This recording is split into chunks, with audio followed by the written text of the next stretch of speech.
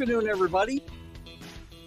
Keith Engle here for TGI Sports Talk's College Football Huddle. We're a day late, a little bit earlier in the day than normal. We wanted to fit some time in, and this show will replay on Saturday at 9 a.m. as well.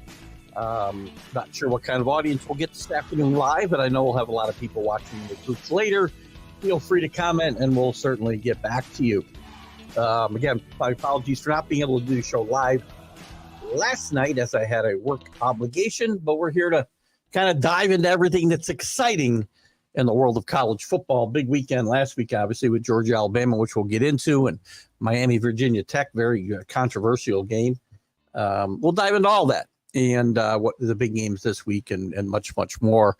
And, of course, your comments. So I want to welcome everybody watching on Facebook, our Facebook platform, our YouTube platform. We're not live on Roku today. Sorry. We will be on Roku on replay at 9 a.m. Saturday for this show. And then there's the groups that will allow us to share this as well. Sports Authorities with John Gonzalez, LTS, Let's Talk Sports with Tanner D and the gang over there. Who else? Bottom Line Sports with Flo and the gang there. And I guess we'll stop with Golf Buds, sports of all sorts. Quick shout out to Ralph Williams at RW Media. Excuse me. Ralph does some great stuff over there, specifically the Sports Corner with Smoke and Jim Frazier every Tuesday from 4 to 6 p.m. Eastern time. I want to just also thank BetUS, some of this, BetUS, I should say. A lot of the Roku, the national streaming sports Roku stuff is brought to you in part by BetUS betting site. And you can go to nessp.info. That's the national streaming sports website. And you can get some preferred membership benefits. Bet smart, though, when you do it. Okay. We'll give you some picks maybe today that you can use this weekend. We had a little bit of a better weekend last weekend ourselves. And a couple of quick reminders. I want to give a shout out to a good friend of mine who's written a book, Rich Edwards, old schoolmate. He and I reconnected here in the last year or so, and he's written a book. Hope you can read this. A Heroic Legacy. How come I can't read the subtitle there? That's my fault for not checking that out. A Hero's Legacy. True heroism is born from courage. Rich, we thank Rich for his service and all of his comrades as well. And we want you to get out and buy this book on Amazon. And we may have Rich on for an interview. We may get out of our lane a little bit at some point and do a little interview with Rich as well. So check that out on Amazon and do a solid for a friend, for a veteran. How about that? One other quick programming note. Tomorrow morning, I'm trying to remember what day it is. We've had work-related meetings in office all week. I'm not used to that, and I could have swore all day I thought it was Friday. But tomorrow is Friday, and my guest will be Byron Williams. Byron was, those of you who have watched National Streaming Sports a lot have seen Byron guest on Mac and Jack in the morning on the big football show. He's done shows with Jim Jeffcoat, his good friend down there in the Dallas-Fort Worth area. Byron is former wide receiver with the Giants and the Eagles, and drafted by the Packers, and he played with the Colts. A lot of years in the CFL, played in the WFL, the World Football League, that is, not the things. I guess they were both the World Football League, the one from the 70s and the one from the 90s. But Byron is also president of the Dallas chapter of the NFL Players Association. So we'll talk to him about all of his exploits in the world of football tomorrow morning at 9 a.m. Eastern. Let's get into football. What an exciting week. Who's here with us anyway? And I don't know what kind of crowd we're going to get because we're at an odd time. Danny Fuller, it doesn't matter what time I come on. Danny Fuller makes it to the show. God bless him. He is the best. So welcome, Danny. Good to have you with us. Middle of your day for the college football huddle, which normally would have been last night. But we welcome you. Dave Guyette, Syracuse fan. Big game with Nevada, Las Vegas. Visiting Nevada, Las Vegas. They win again. Fourth game in a row. We'll look at the group of five, even though they lost their quarterback, by the way, to this NIL controversy. They go to 4-0 last week. They are probably one of the leading contenders of the group of five. We'll also look at Army and Navy, by the way. Both 4-0 for the first time since 1945. Hard to believe. 1945. Do the math. I can't. But it's almost 70 years ago. I know that much. But listen, it's not out of the possibility one of these teams could be the highest ranked group of five team. How exciting would that be? Exciting for me. We always talk about the military academies on this show, as well as all the big games. So what was the big stories from last week? Besides, let's jump in the military academies. We'll give them the lead today. Army rolls over Temple 42-14. Navy 41-18 over UAB. They both lead. They're both tied at a very small sample size, obviously, in the American Conference.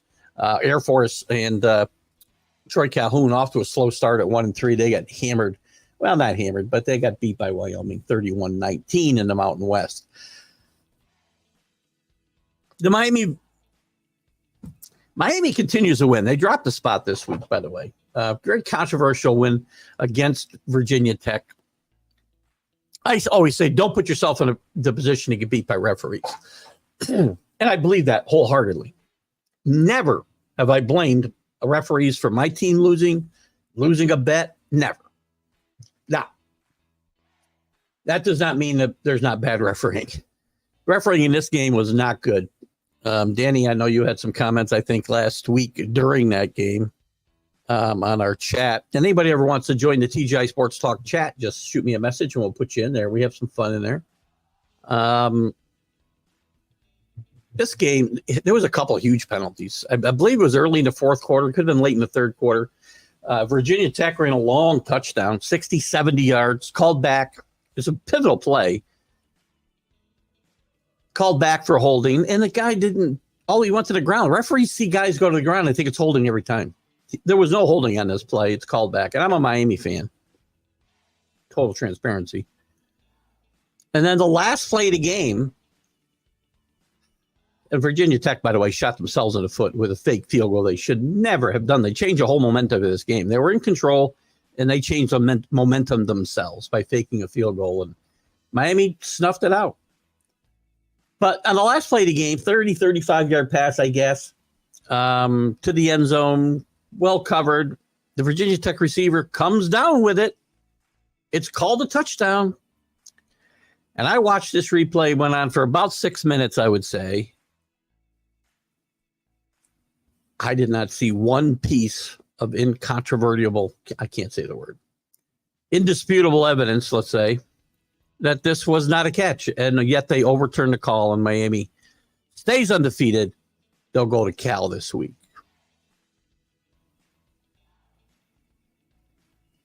Interesting. The Alabama. We'll get to your comments once I see a few pop up. I see Michael Gott here. Hello, Michael Gott from across the pond here for the college football huddle. Alabama, Georgia. I bet Georgia, and again, transparency. They fall behind 28-0, then 30-7 at halftime. They slowly work their way back in the game. They take the lead with about, 6 minutes left, maybe 5. On a one-play drive, Carson Beck had a really good second half after a putrid first half. And then the Georgia defense, the vaunted Georgia defense, which was horrendous in the first half, stiffened in the second half, fell back into their first half ways, and Jalen Milroe leads a one-play Alabama drive to retake the lead. Georgia marches back down the field. Looks like they may still pull this game out and win, and Carson Beck throws an interception in the end zone. What else? Texas rolls. Ole Miss gets beat. Kentucky almost beat Georgia 2 weeks ago. We'll talk a little bit about Georgia's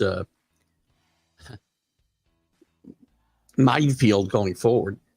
Ole Miss loses to Kentucky on the road, misses a field goal at the end that would have tied it. Michigan somehow back in the top 10. with a squeaker at home against Minnesota. Can't read my writing on that one. That's interesting. Oh, Utah, they fell at home to Arizona. Big 12, I told you, it'd be wide open. Kansas State suddenly back in it after knocking did they knock Oklahoma State out of this race? I doubt it. Who else? Notre Dame.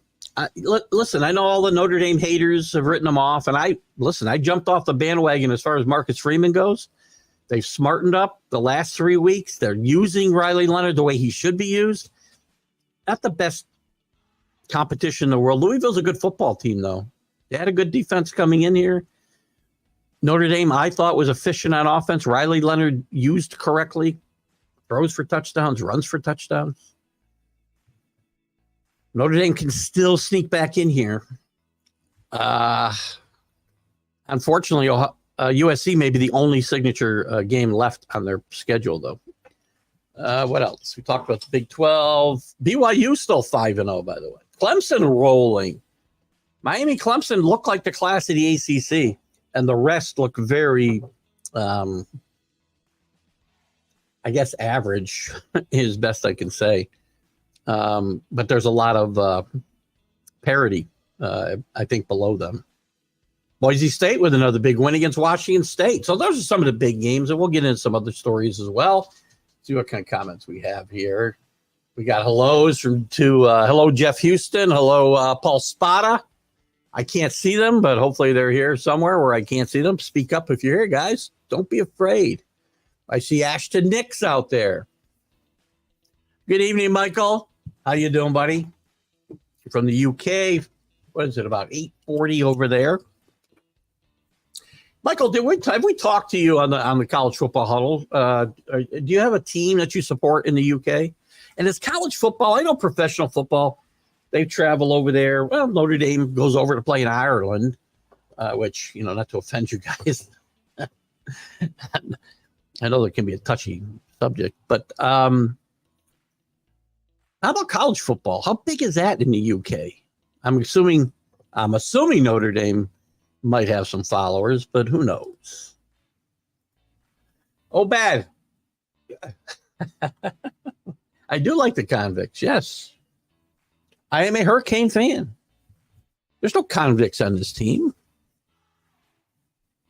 I mean, I know we go back to the 80s, Catholics versus convicts. Unbelievable. Tremendous 30 for 30. It's amazing, as much as I rip ESPN and think they're... The one thing they do well is documentaries. And the 30 for 30 documentaries most of them are just first class. One of the best they've done a couple. It was a two-parter on the Miami dynasty, if you will. I mean, I also understand Miami Hurricanes. I've said this on the show. Miami fans need to get a hold of themselves, right? They're not Alabama. They're not USC. They're not even Georgia. They're certainly not Oklahoma. They're not a blue blood, right? They had a 20-year run from 82-ish to 2004 where they won a bunch of national championships, were ranked every year almost. And that's it, guys. They were no good before that, and they've been very mediocre since.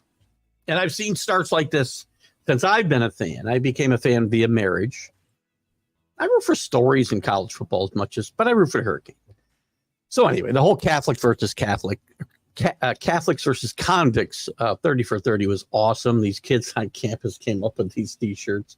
It's a tremendous story. Danny, I'm betting you've seen it.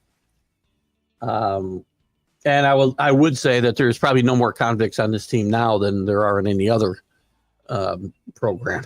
That's all I can say. And I'm not setting the bar terribly high there, obviously. Oh, you're the best, Danny. Thank you so much. You're the best. That 30 for 30 was priceless, right? It was great. These kids made a bundle. They did everything they could. What a great bunch of... I don't know what those kids are doing now. I don't remember the end if they told us what they might be all doing now, but these kids were great entrepreneurs at the time, I will tell you. And the school did not want it. But great rivalry in the 80s between Notre Dame and Miami, between Miami and Florida State, between Florida State and Notre Dame. There was some great synergy between those organizations. But let's never kid yourselves that Miami or even Florida State or Florida for that matter. I mean, there's no schools in Florida that are blue bloods. They just aren't. They've all had good runs. Florida's had 2 good runs. Steve Spurrier, excuse me, and Urban Meyer. But very mediocre before and after. Before, in the middle, and after. Miami, the same thing, as I said before. Florida State, great during the Bowden years. Couple good years with Jimbo before the bottom fell out. But they're not a team, and you can see this year from the results that they're not a team like Georgia, Alabama, who just reload. You lose a bunch of 4 and 5 star players to the NFL or transfer portal. It's not the end of the world. We just bring some different guys in. Great stuff. So wait, you can't have it both ways. Patriots only. I never said they were. I say that only 20 great years. They're my team, though. The Patriots are different. See, and they're not really related. I'm saying the Hurricanes. And remember, there's more history in college football than there is in pro football. Longer, more storied than the NFL, in my mind. I guess it's debatable, but not in my mind. It goes back further for college football than it does for the pros. I talked about Army and Navy being 4-0 for the first time since 1945. These teams were powerhouses. They were national contenders every year. The military academies. Pro football, look, there's some history there for sure. I'm not trying to deny that, but my fandom for the Patriots is different than Miami. I've been a Patriot fan since I started to watch football. They were horrible. I didn't jump on a bandwagon in 2001, just an FYI. And I want to talk a lot about college football, or pro football, but Yankees and Patriots are my 2 number 1 teams. And my college basketball team is the Marquette Warriors. That's where I started, in the early 70s with Al McGuire. So I suffered for 30 years before this team got great, according to the Patriots. So, and I won't pick against my team. That's a whole thing. I'll pick against our Hurricanes. They're not in my blood the same way. It's just married into the family, if you will. Rick's here. Hope Rick's feeling well or better. Got a few guys. Go Navy. What they got this week? Navy's got Tulsa. I'm sorry, Navy's got Air Force. Interesting. Air Force, there's still a chance they move to the American next year. Although they've all signed, these remaining Mountain West teams have signed, basically a promissory note that they'll stay in the league. But that's as good as the paper that it's written on. Because right now there is no Mountain West in 2026. They won't have enough teams. Big news, by the way, in basketball that Gonzaga will be joining the new Pac-12 just as a limited member. They won't be playing football, obviously, but they will join as a basketball member. So that'll be interesting. That'll boost that league's stature a bit. And there's Rick. Good afternoon, Rick. As Danny said, we hope you're doing well this afternoon. Good to have you with us. We'll stick around for as long as you guys are interested today, 5 o'clock or so. And if we got nothing to talk about, we'll wrap it up sooner. Trying to keep an eye on work at the same time. So if I get a little distracted, don't yell at me.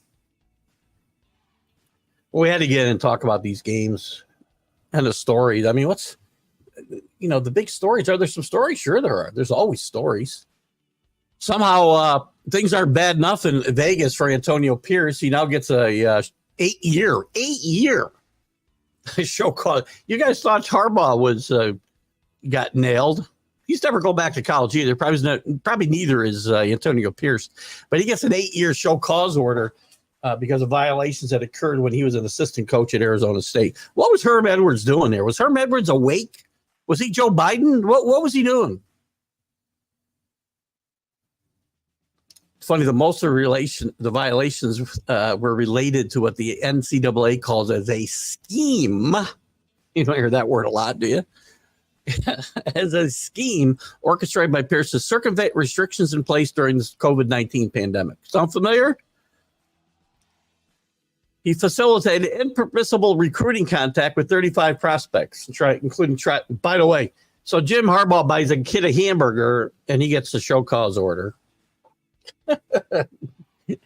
35 kids, including tryouts, football facility tours, and entertainment. I'm not a big Antonio Pierce fan, and again, this is not an NFL show, but Antonio Pierce is the epitome of why you don't fire your coach during the season, because when you do, you have an interim that come in that has some success, and everybody wants him back, and it's not the right move to make. So. Big news in Auburn while they're struggling, and Hugh Freeze is under some fire there, including from some former players of his at Mississippi and other places. They have flipped Deuce Knight. He's a dual threat a quarterback, a 4-star Raider that had already pledged to Notre Dame. They flipped him. Hugh Freeze needs to start winning some games. I think they're 2-2. Tough loss to Arkansas last week. I like Hugh Freeze. They don't have a lot of patience in Auburn, or in the Southwest Conference, probably. In general. The Bama-Georgia showdown, massive audience participation, most watched regular season primetime game since 2017 when Alabama was included as well. I think that was an opening weekend game. The audience peaked at 14 million from 11:15 to 11:30. What a great game. I thought it was a great game. Congratulations to Alabama. Sorry, Rick, I picked your team, but they should have won the game.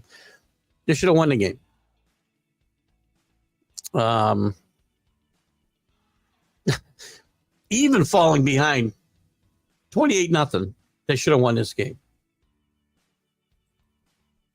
Hello, Rick, again. What do you got? Is it business casual for... What the hell's going on here? Sorry about that. Is it business casual for customers and management, or do you still need to wear a suit? Nah, when I'm in the office, I might, if it's cold, I wear a sport coat in maybe, but I just wear a polo and slacks.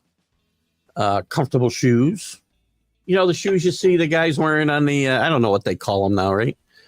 Dress sneakers almost. That's what I wear. I don't when I'm working home, this is how I work, right? But when we're in the office for some meetings, I don't dress up. No suit and tie. We haven't been suit and tie forever. Always business casual. Suit and tie. I wear a suit and tie. I was in a beer business. I had to wear a freaking sport coat and a tie, selling beer for 20 years before this. So I got 2 20-year careers. Nobody stays. Rick, I know you were one place for a long, long time. Nobody stays there. I got 2 jobs in 45 years. Rick probably had 1. Now, guys are job hopping right and left, for crying out loud.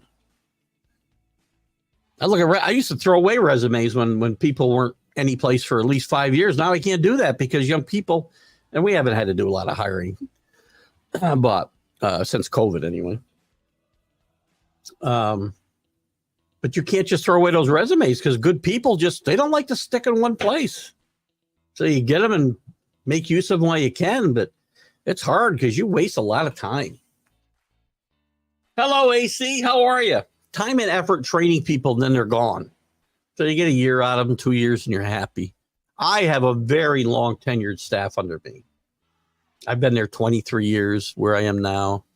The people that work under me, one's been there 35, another's been there 28, another's been there 15, another's been there 11. I think the shortest tenure, we're hiring somebody in one of our divisions that falls under me. I have about 19 people that report to me now. And that's enough, by the way. It's very hard to manage people remotely, but You have to have great trust in people and hire the right people who can be self-starters and manage themselves. I don't know how I'm falling into a sales seminar here. I don't know, a management seminar, but in any event, I have no idea. It's like the stream of consciousness here today. But hi, AC. How you doing? AC says it seemed like the audience at the Bama-Georgia game had both fan bases cheering at this for the same thing at one point. Did anyone catch what that was about? I don't know what that last part is, but I don't know. I didn't catch that. I was flipping between that game because that game got out of control and I got away from it for a bit. And then I came back. It was a fun game though. And Georgia's not out of this by any means, but Georgia's got a tough road to hoe here. They only fell. What'd they fall? A couple spots? Let's see, Rick. What'd they fall? I say Rick because he's our resident fan. They fell 3 spots. Alabama does leapfrog Texas into first place. Not by a little bit either. Well, by a little bit point-wise. I shouldn't say that. But 40 first place votes to 19.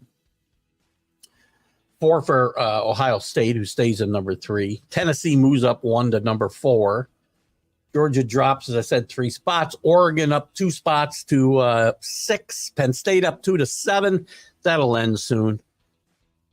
The U drops a spot with the very, very interesting win, or should say, over Virginia Tech. Missouri up to number 9. Big matchup with Texas A&M. They're at number 25, Texas A&M this weekend. Missouri struggled a little bit, but they moved back into the top 10. Michigan. Since they beat Texas, they beat Ohio. They beat USC. Sorry, Danny. In the big house, they squeaked by Minnesota, who's always pesky. Always pesky sometimes. That makes no sense at all. But Michigan's very sneakily back in the top 10. USC back up to 11, moves up 2 spots. Ole Miss, big drop, 6 spots. Utah was the other big dropper this week. They dropped 8 spots down to 18. In between, you got LSU, Notre Dame up 2 spots. They're doing everything they got to do. They got to have some style points probably because, again, they're going to be up against SEC teams for probably that 12th spot. Unless something crazy happens, they could be up against a 5th team in the SEC or a second-place team in the ACC or the Big 12. LSU sneaking back up, 13. Ole Miss dropped, I said, to 12. Clemson back up to 15 now. Iowa State, 4-0, by the way. At 16, up a couple. BYU, one of the bigger movers, up 5. Very surprising 5-0. Picked by many to finish last in this Big 12. Utah mentioned Oklahoma, not winning impressively, but another win against Auburn. They're 4-1. Could easily be probably 1-4. Kansas State bounces back this week with a big win over Mike Gundy and Oklahoma State, knocked them out of the top 25. May have put themselves definitely still in the Big 12 race. It's going to be wide open. Remember, I didn't say they'd win it, but I said watch out for UCF in the Big 12 this year. Things could break just right. One of those teams wins. One of those BYU's, UCF. Boise State with a nice win this week is right now the highest rated Group of 5 conference leader. I believe they're leading the conference. They're 3-1. They only lost to Oregon. Louisville dropped 7 spots to 22. What a tough loss at Notre Dame. Indiana still surprising at 5-0. Not playing great teams, but they're blowing them out.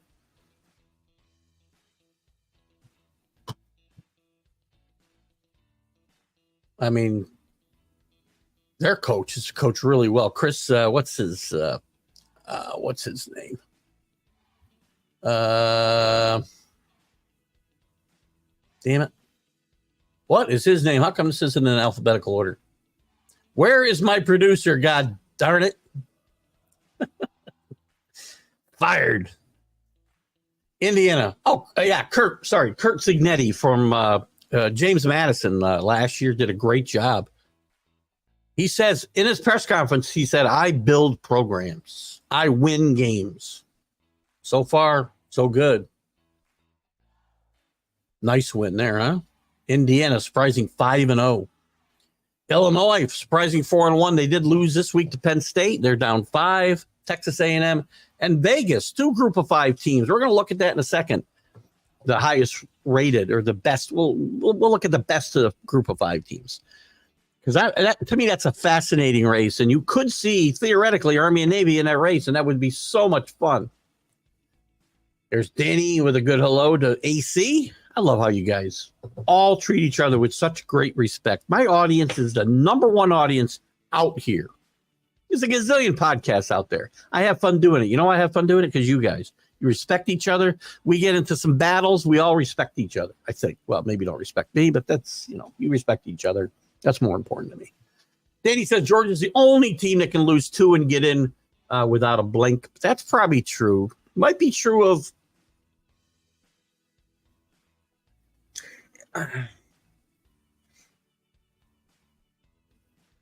trying to think of it could be true of somebody else. Alabama, possibly. Texas, possibly. I would think those 3 teams are probably the only teams that could get in with 2 losses. Just my opinion. Because I don't think the Big Ten is really good enough for Ohio State to survive 2 losses, especially if one. Here's the thing: if one of those 2 losses isn't in the SEC championship game, it's an absolute no-brainer. Question becomes if they don't make the ACC championship game and there's an outlier, that's where you got to be careful. Bubble busters, or bracket busters, just like bubble busters, right? Bracket busters, just like basketball. They were all chanting USA. Oh, I see, because someone was at the game. Someone? Look, who were they chanting USA because of? Curious. I know you're talking about. Now I remember. I know who was there. Good job, Danny or AC. Good catch. I forgot about that. I did see a few shots of that person at the game. By the way, it was funny. There were some comments in some of the college football groups with a picture or a little video of Nick Saban sitting up. I don't know where he was. I'm assuming in the TV section. Maybe not. Maybe it was the Alabama booth, but he's taking notes and he's talking into something. They're thinking, it's a big conspiracy. Nick Saban has to retire. He's still running the program. Now, I will say that the people down south are crazy. Okay. I don't want to offend anybody, but if I do, sorry. Right. You can't always do that sometimes, Rick. Did sound a little like Yogi. John Daly. I don't think it was John Daly. Was it John Daly? Because there was somebody else at this game. We're thinking of 2 different guys if it's John Daly. By the way, John Daly, I read today, and I hope everybody, I was joking about the South a second ago, but I really hope all of our viewers and everybody, for that matter, just our viewers, are safe, as safe as it can be down south. A lot of destruction, guys. John Daly lost his multi-million-dollar home, and people without the wherewithal of a John Daly also lost everything. The Carolinas are just devastated. Now North Carolina just devastated the Asheville area, along with some other areas in the path of this hurricane. So we wish everyone who's still down there and some still without power, we hope you're doing okay and holding up okay. Oh, was he sitting with him? I see that I didn't see. Maybe, or did I? I'm trying to remember now. I probably had a couple of drinks by then, by the fire. I miss some things. Yes, absolutely. Our prayers go out to all the hurricane victims. And man, guys, count your blessings. Count your blessings. Yes, I knew that. I was trying to be bipartisan and not mention his name, but now that Danny's mentioned it, yes, it was Donald Trump and John Daly.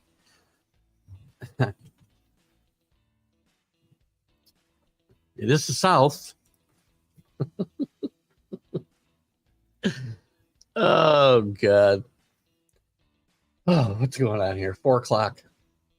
It's really weird to be on at this time. Interesting. I'm so happy you guys all showed up, and feel free to comment on anything going on. Let me get back to some of the news of the day and see what else I might have missed here. Just a great Georgia-Alabama game, though. I talked about that. To Seminoles, Florida State loses another game, and they lose another recruit as well. This is a bigger problem, and this is why Florida State is not back. And I don't think Mike Norvell's in any trouble. Bad transfer class. They don't have the recruiting chops to just reload like Georgia, Alabama. But nobody really does anymore, do they? Maybe Texas does. But, I mean, look at other teams. Oklahoma struggles. Look what's happened in Nebraska over the last 2 dozen decades.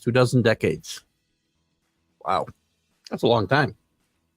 But they're losing recruits right and left, and this is not a good sign for Mike Norvell or this program making a big bounce next year, because you're going to have to rely on the transfer portal again. There's a story out today about the Big Ten and the SEC to talk about a possible scheduling partnership. How's that going to work? These teams can't play enough league games as it is. They want to play Little Sisters of the Poor when they get out there. 9 league games. Now, Alabama went up to Camp Randall. I give them credit for that. Georgia's going to, well, that isn't non-league anymore. So Alabama went to Texas last year. I get on them a lot for not, playing great out-of-conference games, especially on the road. Georgia. Alabama does. Georgia likes those neutral field. And again, I'm not taking anything away from him, I'm just making a comment. Daniel definitely mentioned his name. I was just being coy. Fortunately, we only have less than 2 months of the nonsense to go. Then we have Civil War, and then I'm back from vacation. Oh, no, I'm sorry. I'm back in vacation just in time for the Civil War. That probably there is going to get this show blocked, right? AC was doing hurricane relief for Katrina and Rita, and seeing something like that is indescribable, even though I was right in the middle of it. I believe it, and God bless you, too. AC, for jumping in and helping out those people in those just horrible, horrible times. I can't imagine. Living in upstate New York, we complain about a lot of stuff, but, the ground doesn't open up for us. We don't have forest fires, and, the entire state's on fire. Well, not literally on fire, figuratively on fire. We complain about some snow and cold, and we don't get hurricanes. We don't get tornadoes as a rule. Yes, there are a few that hit. All you climate change people, I know how much we've ruined the planet. You have to watch George Carlin's bit on that, by the way. Please, please, please watch George Carlin. Just Google George Carlin climate change. And I'm sure you'll get the piece I'd like about the audacity of man to think that he's had this type of effect, in less than, 200 years, roughly, not even, 150 years of the industrial age that we've had this type of effect on the planet when it's gone through all these titanic changes, shifting of the poles. I can't even do it justice, but listen to George Carlin, one of the great observers of the human behavior, and it's just, I miss him a lot. Got a little cynical at the end, but Norvell's in trouble, not this year, but definitely next. I would agree with that, Danny. He cannot have this type of year again next year.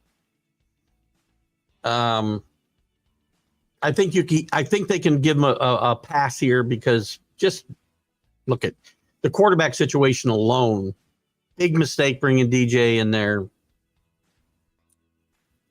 I read an article today that they were going to take up a collection to buy him out. That'll be next in college football, guys. Buying out money's paid to kids who transferred in. That'll be the next thing that we talk about in college football. It's entirely possible. The Royals manager coached on the Mohawk. Did he? What's his name? Quantrill? We'll talk more about that tomorrow afternoon. Yankees and Royals will start the one of the AL division series on Saturday. Dodgers and Padres. We'll talk a lot of baseball tomorrow afternoon. AC says the water is the most powerful thing on the planet. It has 70% of the earth covered. When it wants to go somewhere, nothing can stop it. It's a great point. Imagine someday the Hoover Dam fails, and you guys won't know this upstate here. Rick, you'll get it. But Gilboa Dam, which is, again, small compared to the Hoover Dam I just mentioned, it's a small dam, but it's crucial to people here in upstate New York. And I read one time that how far is it, Rick, you think, from Amsterdam to Gilboa Dam? I don't know, 60 miles? Maybe 60 miles. That water, if Gilboa Dam broke, and there was some concerns about it during Irene and Lee, if you remember back in, 13, I don't remember exactly. Maybe it's 12. Did a lot of damage upstate here, which is unusual for us. I've turned into the Weather Channel here, so just call me Jim Cantori. But there was talk that if that dam broke, it would reach Amsterdam, New York, downstream in about 20 minutes, 60 miles away, and would just devastate the entire region on its way. So a lot of scary stuff, man. AC drove by Amsterdam today. Where were you, on the thruway?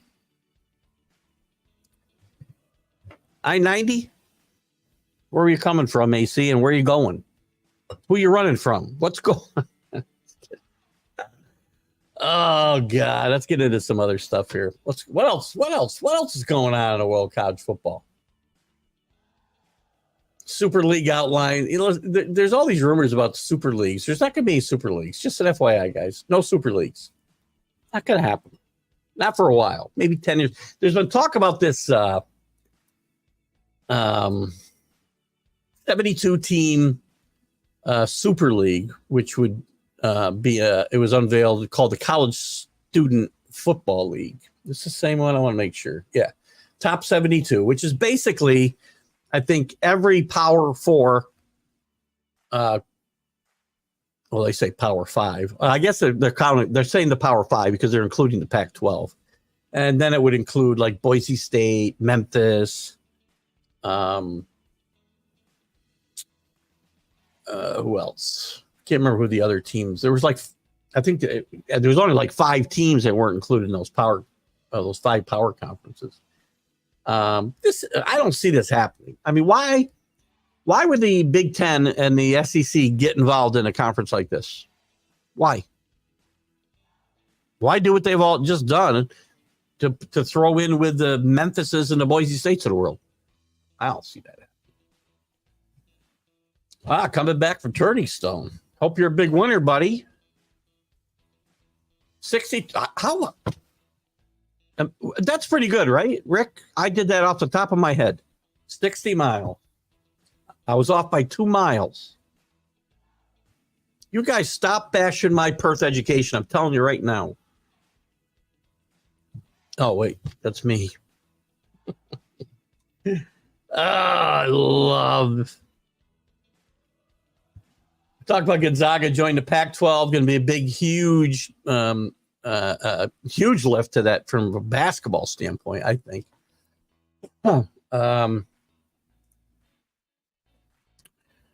UTEP, by the way, is expected to leave the, I believe, Conference USA and go to the Mountain West, which would put them back in to compliance to be playing a football, Division I football in 26. Who's in the playoff right now? We'll do this every week. And again, we have to assume conference winners. If we just assume Alabama's as good as they looked and they're the winner, Alabama's in, right? We'll assume they play Texas. So you got Alabama, Ohio State. Got to go all the way to Miami at number 8 to get another conference winner. And then you got to go all the way to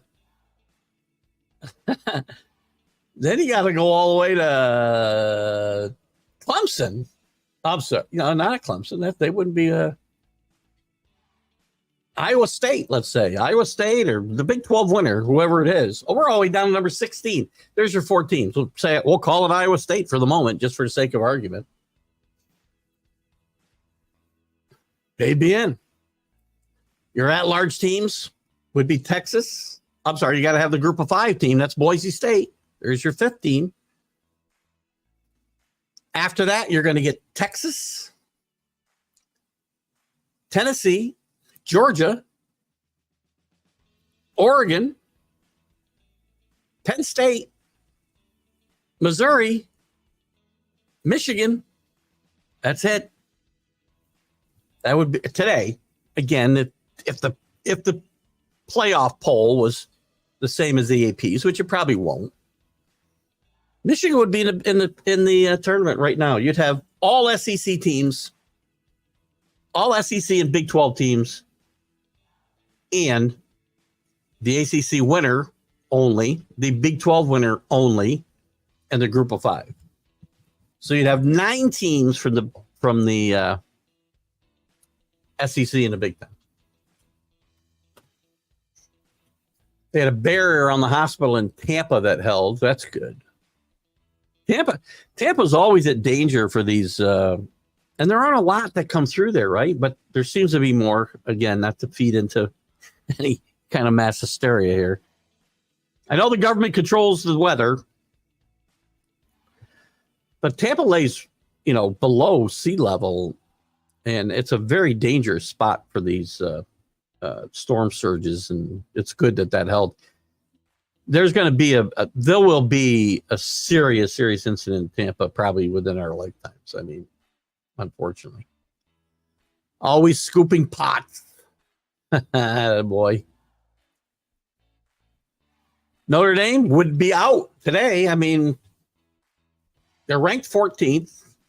If you just go, if we assume it goes this way or something similar, I mean, who's going to, again, is Notre Dame going to be in?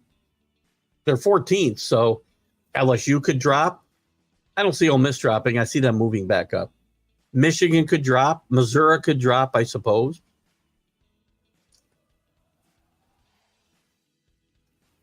To me, again, Notre Dame's going to be in a battle with, the last SEC team considered, so maybe the last Big 10 team considered.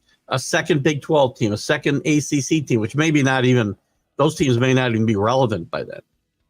It seems pretty evident to me. I mean, Miami could run the table. It's possible. But the Big 12 winner could have 2 losses. Nobody else will get in if that's the case. They're not getting a second team in with 2 losses. I don't believe. Unless something changes drastically between now and November. If Notre Dame runs the table, as I said, Rick, all things considered. Now, some of this SEC stuff and Big Ten stuff is going to cannibalize itself, right? Because a lot of these teams in the top 10 are going to play each other. The whole top 10, except for Miami, is Big Ten and SEC. The entire top 10. Actually, the first 13 teams are Big Ten and Big Ten and SEC, except for Miami. Now, some of that, again, will cannibalize each other. So, and again, Notre Dame's only chance. I don't think Kenny's with us. I know Kenny's talked about 10-2 when they get in. They don't get in at 10-2. Notre Dame doesn't get in at 10-2 unless some crazy stuff happens.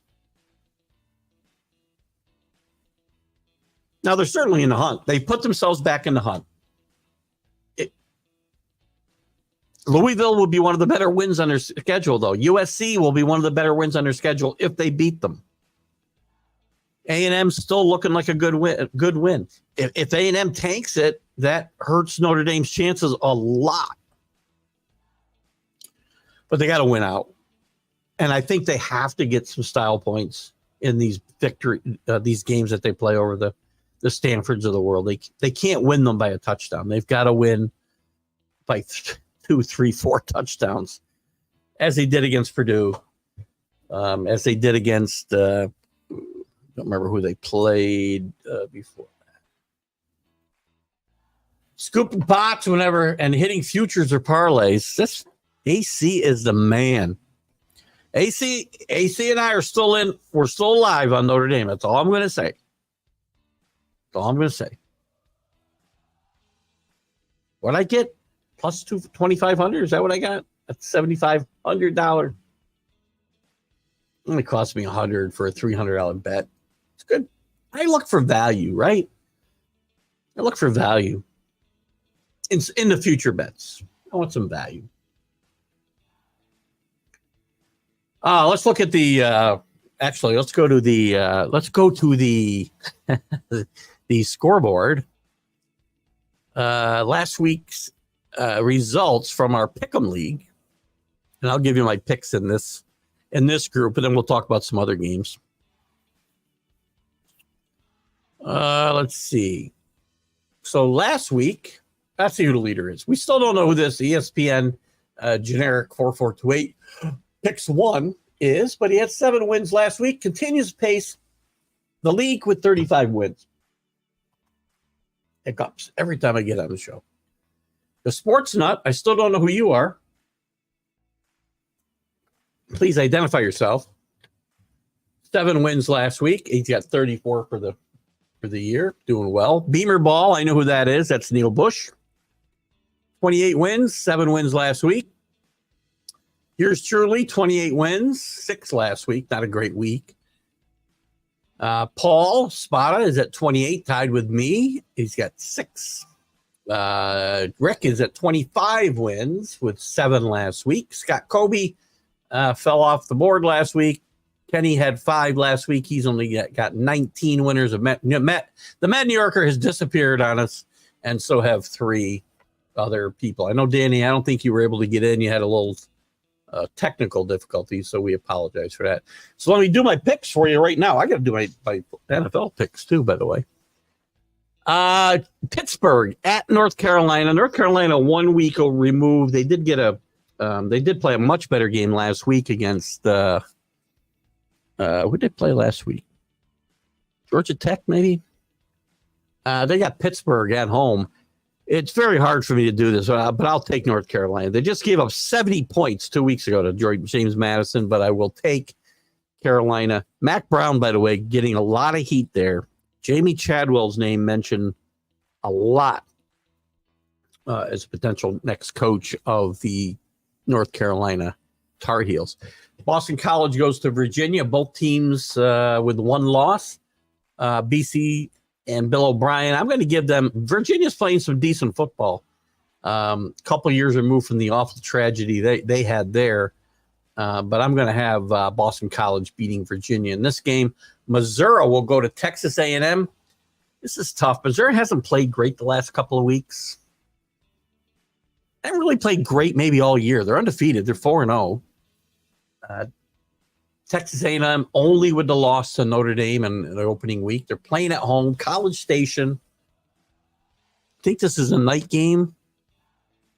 Oh, that's a 12 o'clock game. I'm going to take Texas A&M in that game. I love Missouri. I'm going to take Texas A&M. I'll take the Cowboys to bounce back in Oklahoma State at home against West Virginia. Rutgers at Nebraska, interesting game. Rutgers 4-0. Rutgers could finish second in the Big Ten, theoretically. They do not have a tough schedule, by the way. They could finish second in the Big Ten and be like the 6th best team in the conference. I'm going to take Nebraska at home here, though. Michigan will travel to Washington. Not sure what to make of Washington. Michigan has really kind of given me the fits this year, but I'm going to take Michigan on the road. That Washington team's really struggling. They're 3-2. I just don't like them. Florida playing a little bit better. They've evened their record. Billy Napier's still getting fired. It's just a matter of when. Got to be careful, again, firing your coaches during the year because interim coaches can really screw up your plans for the future. I'll take the USC Knights, who I have as a dark horse. They do have a loss, but I like them as a dark horse in that Big 12 conference race. Duke playing good football, 5-0 under Manny Diaz against Georgia Tech on the road. I'm going to take the Yellow Jackets here, which I think it's offensive, by the way, to Bees for them not to change their name. I think they should consider that, as well as the Blue Devils, because I know that all Devils are not blue, so I don't think they should be using that name either. But I will take Georgia Tech, the Yellow Jackets. Miami, off that, they have not played great football the last 3 weeks. They've struggled early against South Florida 2 weeks ago. They struggled a bit with Ball State early before running away in the second half. Actually, if I think about it, they played much better than I thought in that game. It's really the South Florida game I'm thinking of, and this last game against Virginia Tech, which probably should have been a loss for them. Going on the road, the Cal Bears have been a bit of a surprise. 3-1. They're only lost to a really bad Florida State team, though. I like you. I'm going to take Miami on the road here. Texas Tech will go to Arizona. Texas Tech has a horrendous defense. Somehow this team's 4-1. I don't know how. I'm going to take Arizona off a big win last week against Utah on the road. There's my 10 picks in the pick. And we'll get into some other games here as well in just a second. What do you got here? AC.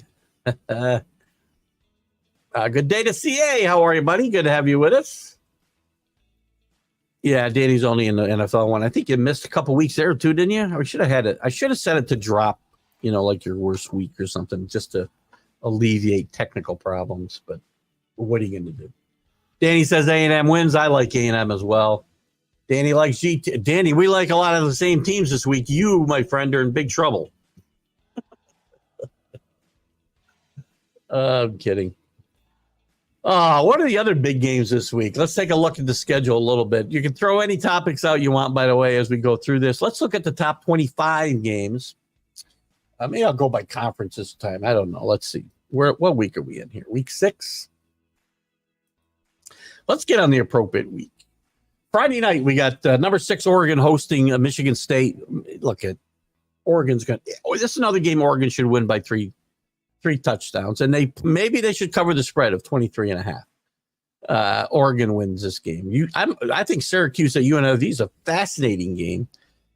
Syracuse has played pretty well. They lost their last time out. Not a good game. McCord's played pretty well. 14 touchdowns, 5 interceptions. Well-coached team by Coach Brown. Changing the culture there. Vegas able to overcome the defection of their crybaby quarterback, whatever we want to call him. He's a quitter. I'll let you use the term here. I think Syracuse gets an upset on the road here. Doubtful. I'll bet this game they'll get 6.5 or 7. Oregon wins by 30. I don't doubt that. Michigan State's bad. I think Syracuse might squeak one out here on Saturday, noontime. UCLA, Danny, travels to Penn State, the Happy Valley. Alar playing much better, getting the ball down the field. Penn State looks great. Haven't played a top 15 team yet, and they're not going to play one this week. Penn State, I'm sorry, just tramples your team, I think, this week.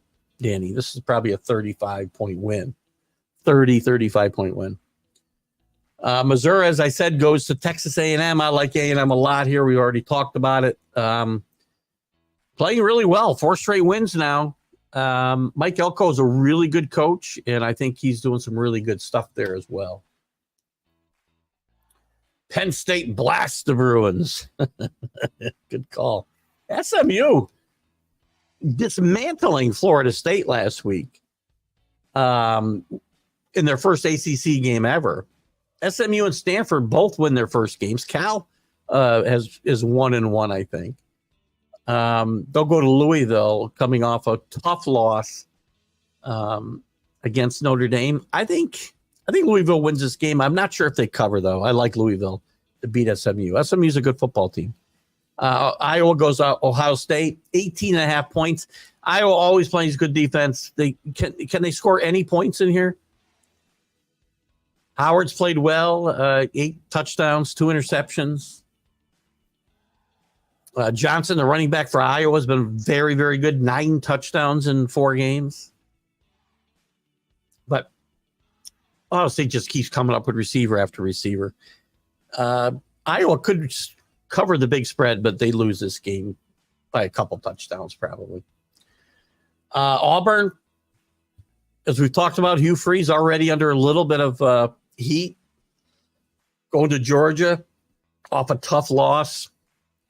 Georgia 23-point favorite. Carson Beck. By the way, this Auburn offense has not found a way to get going. Hugh Freeze, known for his offense. He's not getting it done here right now. I think Carson Beck bounces back in a big way. I think UGA wins this game. Did they cover the 23? It could be a 3 touchdown game, which might leave it a little bit short. I think they'll be right around the number here. Maybe the over is a good bet, 52.5, but not sure. Ole Miss goes to South Carolina. Ole Miss a 9-point favorite on the road. Ole Miss with a very tough loss at Kentucky last week. Jackson Dart didn't play well. Numbers still really good overall, but did not play well last week. Ole Miss I'll take to bounce back and win handily here. Indiana's very surprising Indiana team. I know they haven't played the toughest schedule in the country, but great job turning this program around. They're a 14-point favorite at Northwestern. Northwestern playing their games way out by Lake Michigan, kind of a makeshift stadium out there until I think this month. I think they're still playing there this week. Does it say? Now they're in Evanston, so maybe not. Maybe they've already moved to their new location in Evanston. But I'm going to take.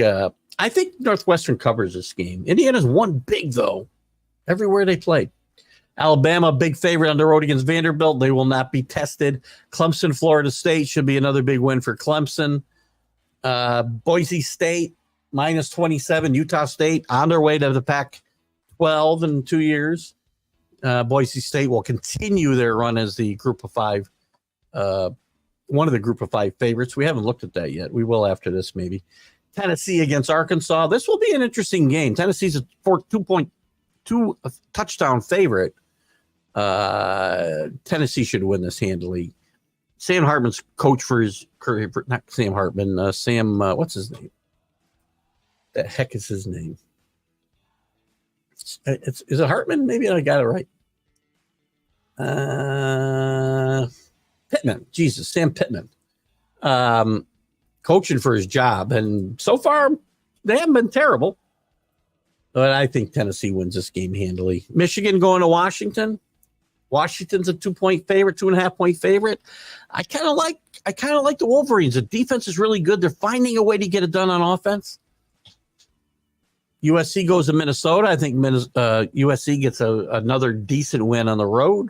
Minnesota very up and down. I like PJ Flesch, really good coach, but I think USC gets it done here. Iowa State, and by the way, if USC continues to win these games, they're going to make me look bad because I did say this would be a bad year. Now I'm taking them to win every week. Shows you how fast things change. Baylor will go to Iowa State. Iowa State should win this game handily. Baylor is not a good football team. And Miami, a 10-point favorite on the road against Cal. College game day, ESPN College game day at Cal Berkeley for the first time ever. How about that? Thank you, Danny Fuller. Never mind, you got the name. You got to struggle and find it sometimes, but they're all in here. You know what I found? And people say they forget things as they get older. I don't think that's true. I have so much knowledge in my head. I can't find the files. You know, it's like trying to find where the hell it is. I still know and again, maybe I'm not saying I'm the smartest guy in the world, by the way. But I know a lot of interesting information that will never get me anywhere in life. I always was good on Jeopardy, right? And I have trouble on Jeopardy now because the information's there. I just can't punch it up. So frustrating. All right, before we let's get to what other interesting games we have. As I said, we've got who the military academies have this week. Navy against Air Force. Air Force struggling with Troy Calhoun. Navy and Army, historic starts for them. Best starts, first time since 1945. They're both 4-0. A lot of fun to watch. Let's look at the rest of the FBS. We'll go through here quickly and see if the other games of interest. I'm going to scroll through here quickly. You could stop me if there's a game you like. Houston at TCU, not much to like there. Blah, blah, blah. Purdue at Wisconsin. Luke Fickell's team struggling a bit. They should get a win here. This is not a good Purdue team. BC and Virginia, I think we talked about during the pick'em. So we also talked about Pittsburgh 4-0. That's the game that could get switched out by me before Saturday. Wake Forest will go to NC State. We got to get our friend Larry Sorensen on soon. Navy and Air Force, we've already mentioned. Army at Tulsa. Jeff Monken, I will say every week until somebody recognizes what a great coach this guy is. And we're going to look at the group of five teams in a second, should we get a chance. I see the Mad New Yorker has made an appearance. Let him rile you up, Rick. So Georgia's so disappointing. Georgia's a fifth-ranked team in the country. One loss on the road in Tuscaloosa where nobody wins. They came back from a 28-point deficit to take the lead on the road and only lost the game due to an interception in the end zone before the game ended. That's not disappointing. This team is not out of this. So I'm guessing that's a joke, I hope, Danny, or not Danny, Carlos. What I have that file issue as well. I thought it was an age thing. No, it is an age thing. I don't want to say it's not an age thing, but it's not the fact that we've forgotten information, Danny. The information's all still there. It's the recall. It's like punching up the information. That's where I actually do this when I'm watching Jeopardy. Oh, good.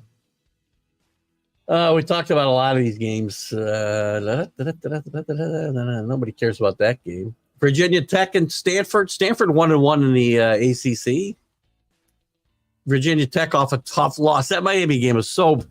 Listen, I will say it again. You don't let officials beat you. You don't put yourself in a position. That does not mean there's not bad officiating. That don't equate the same thing. That was a poorly officiated game last week for Virginia Tech. Again, they fake a field goal where they should not have. They put the officials in play, and they got beat because of it. Bad calls, though. Two bad calls in that game. App State at Marshall. We talked about Rutgers. We talked about that game. Alabama goes to Vanderbilt. That should be a shellacking. Colorado State and Oregon State. Quasi Mountain West game. Clemson at Florida State. Old Dominion, Coastal Carolina. Coastal Carolina, 3-1 again. James Madison against UL Monroe. James Madison 4-0, even with the coach absconding to Indiana and starting to build a really strong program there, it looks like. Baylor, I mentioned. No interest. UCF plays Florida, a little bit of a interstate rivalry there. I think UCF still a sleeper in that Big 12. Kansas goes to, but no bigger disappointment. You want to talk about disappointments? How about Kansas? Leopold, and the fact that Kansas even being labeled a disappointment is how great a job Lance Leopold has done there. But he lost his offensive coordinator this year, and you start to wonder. Daniels has not been nearly the quarterback. I know injuries play into this, and maybe losing your offensive coordinator is more important than we think. Texas Tech at Arizona, we talked about as well. Austin P is 2-2 in the UAC. A little shout out to the Mad New Yorker there. We talked about the group of five teams. So I pulled up some of the best ones right now. UNLV, It's probably the first. I think Boise State, UNLV are probably 1-1A right now. James Madison is 4-0. They're in there as well. Again, after losing their coach, a tremendous year from James Madison last year. Still, I'm pretty sure they're not even bowl eligible just yet. The question for UNLV is going to be whether they can continue to do this. They had a very good win against Fresno State with their new quarterback, Haji Malik Williams, excuse me. Played very, very well. They get Syracuse this week. I think they're going to go down. Boise State, still my favorite. Liberty's staying up there. They got their game canceled last week. We'll see if that comes into play later in the year against App State. Got canceled because of the hurricane we discussed earlier. And it's tough to lose out on that game since they're not going to get a true test until they play Western Kentucky late in November. Army, I think, is in the top 5 of this group of 5 situation. Don't focus on the schedule. Army's dominating every one of the games that they play. They're well coached, they're disciplined, and they're explosive, which you don't normally see out of these military schools. I think this team has a reasonable chance of sneaking into the playoff. Depending what happens to Boise in the Mountain West, UNLV in the Mountain West, one of them is going to eliminate the other. So if there's some cannibalization done in a group of 5, by the way, a team like Army, they win that American Conference, you could see Army in the playoff. I'm not saying it's likely. And the same stands for Navy, by the way, as well. Also 4-0. I'll say one more time. Both teams 4-0 for the first time since 1945. When they were contenders year after year, these programs. Memphis has already had a couple of tough losses. They did beat Middle Tennessee last week, but I already got a loss to Navy. I don't see Memphis. To me, if somebody's coming from the American, they're gonna have to be undefeated to get a sneak in that playoff. Louisiana probably 8. San Jose with Coach Ken, the former Navy coach out there. I believe it's San Jose State. I hope I don't have that wrong. And then Sam Houston. Actually, I think it's their first year on the D1 level. Where's Coach Ken? Now I got to know. San Diego State. Am I right? Or I'm sorry, it's not San Diego State. I think it's San Jose State. Yep, that's Coach Ken. Will not attempt to say his name. So there's kind of listen. Vegas, all great stories too, by the way. Vegas, Boise State, who had a good run for quite a while and has been a bit down for them the last 5 or 6 years, but they're playing really good football right now. Their only loss, a last second field goal loss to Oregon. So you got those two teams, and I think one of those military academies could conceivably. Would it be interesting? And I don't know that it would even play in because Army Navy this year, while they're in the same conference, is not a conference game. So I think it's going to be played after and don't hold me to this, but I think it's being played after the conference championship game. So it's possible that this game could be for a bid into the playoff. Wouldn't that be interesting? One of these teams could be in line to get to the playoff. Possible. Virginia Tech beats down Stanford Indians. I agree. You can't have a tree as your logo, right? I mean, I'm offended by that. Just the stupidity of it, actually.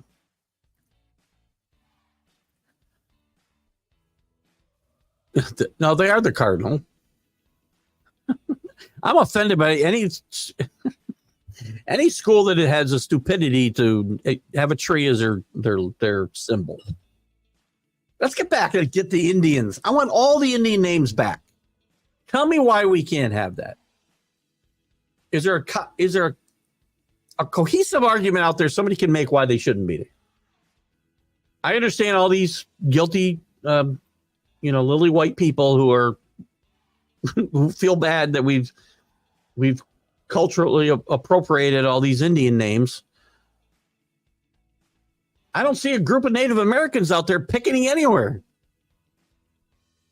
They want the Indians. They want the Redskins to bring back the logo. The family of the guy who the Native American who was the model for the old Redskins helmet wants to sue the NFL to get the name back. James Madison, Boise State, the two best in conference. I'm guessing you're talking about the group of five. Yeah, I think this is a race right now between Vegas, and I think Vegas loses Syracuse this week, which will dim their hopes. Actually, it won't. It's not a conference game. Again, you got to look at it's likely going to be the winner of the Mountain West against the winner of the American Conference, and I think that's probably where you stand. I don't see any of these other. I don't see the Sun Belt. Well, James Madison is where? Where's James Madison? Sun Belt or Conference USA or the Sun Belt? Where are they? Danny's posting it right now as we talk. Yeah, Sun Belt. That's what I thought. Haven't played a league game yet. Oh, they got one this week, though, against UL Monroe. Big game. They're 1-0 conference. 3-0, 3-1 overall. Interesting. I like those teams. Gotta love that blue field, right? I think there's home games, too. I don't think I'm in line for a home game in the first round of playoffs. That'd be interesting playing on that blue field. That'd be kind of cool. What else we got, guys? Not as big a showdown weekend as we saw last weekend. We saw some really good football, I think, pretty much all day long.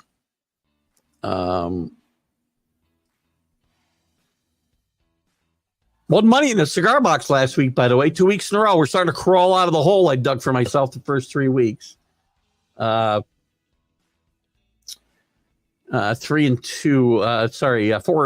for the week. And again, I bet 3 college games, 3 pro games. We don't have any parlays or anything we can play. If I get into those, Danny, I get on DraftKings and play around a little bit there. But in the cigar box, it's all individual games or over-unders. I dug myself out by playing a couple over-unders. I've done this before when I've gotten into slumps picking teams. I'll go the over-under route, and it starts to kind of prime the engine. It's happened 3 years in a row, and let's hope I can continue because I've got my deficit in half the last 2 weeks. Not a lot of money. It's you can only bet so much. It's all fun. As Danny says, it's all fun money. I'm surprised Penn State can still have the whiteout game. Well, we couldn't call. Can we call it the other way? I mean, can you have a blackout game and not get canceled?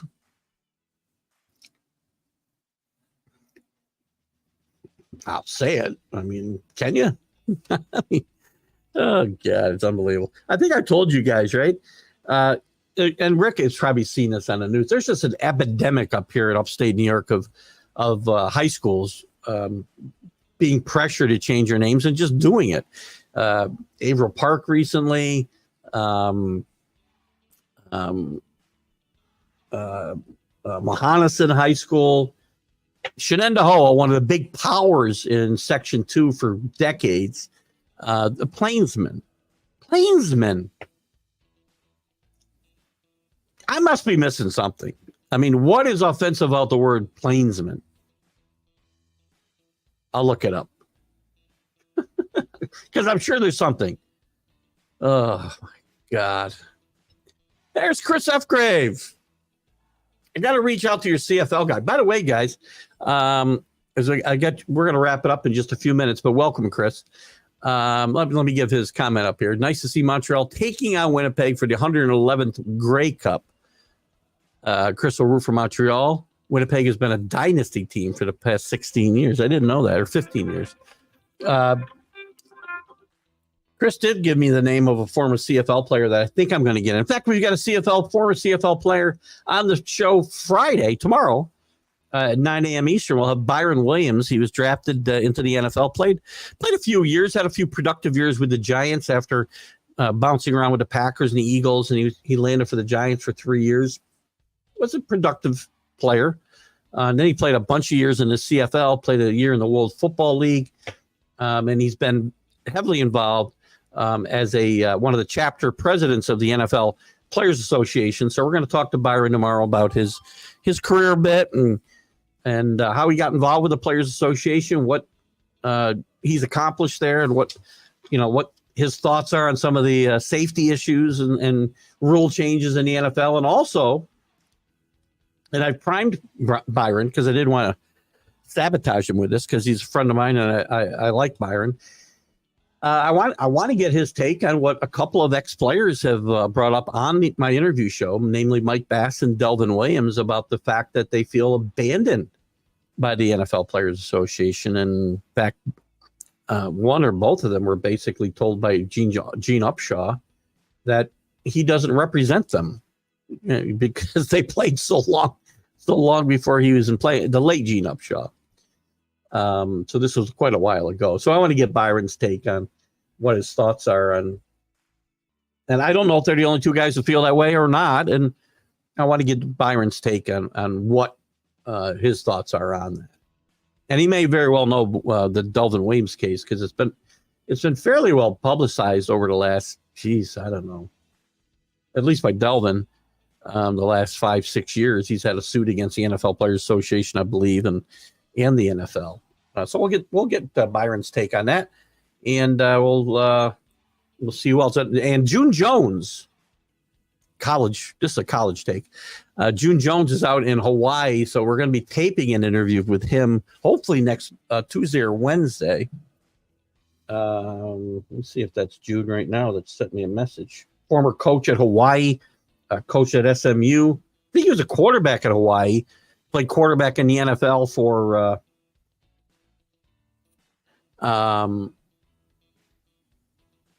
the Falcons. He coached the Falcons for a while, but he made his mark at Hawaii, and then again at SMU as a coach. We'll have him in. AC loves those two, or I'm sorry, that's Danny. He loves those two team parlays. Rick talks about Fonda changing their name from the Braves to, I don't know, what'd they change their name to? The Candy Stripers? I have no idea. I don't mean to offend the people in Fonda, but why do people bend to this pressure? How is Braves an offensive name? I just can't do it. Chris F. Gray loves to take the underdog. I'm guessing that's who that is. I guess Montreal would be the underdog there. Perth Red Raiders, long gone. 1988, that was the end of the Raiders. Never changed their name before so 10 years after I graduated, I should say. Rick was before me. I probably should have graduated with Rick, but I was left behind 4 or 5 years. Just kidding. Oh, that was Mac who messaged me. They changed. We merged school districts with Broadhoff, and they became the Patriots. But not a bad name when you think about it. But still, guys, all in all, been a great show. I appreciate it. We did this on the fly today because we couldn't participate last night because of work obligations. Actually, at that time, we were out to dinner, talking business and watching the baseball, which we'll talk about tomorrow. Not the dinner, but the baseball. So I thank all you guys for popping in today. As I said, I'll have Byron Williams on tomorrow live at 9 a.m. Eastern. And we will be on tomorrow afternoon with the MLB update. And we'll also be on Mac and Jack tomorrow morning, from 8 to 8:30. And what else? Everything's good. Later on this month. We'll talk about that later. Huddle.